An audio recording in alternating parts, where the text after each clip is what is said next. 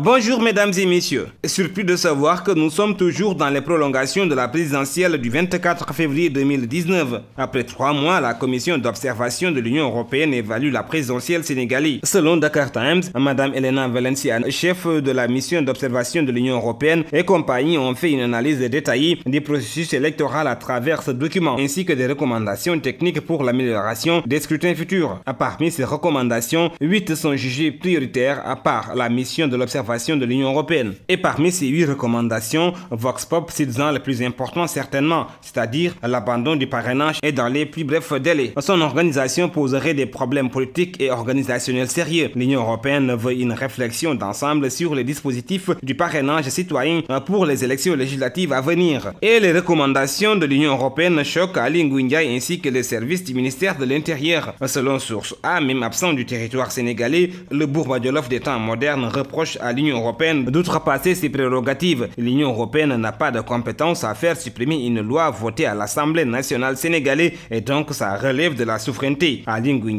ivre de colère, fait ainsi entendre sa voix. En parlant d'autre chose du présumé scandale du pétrole, l'As quotidien informe que la Chambre africaine de l'énergie prend la défense de Macky Sall. Enfin, un soutien de taille. En effet, la CAE, basée à Johannesburg, s'est fendue d'un communiqué pour prendre fait et cause pour Kor Marem Faye Sall.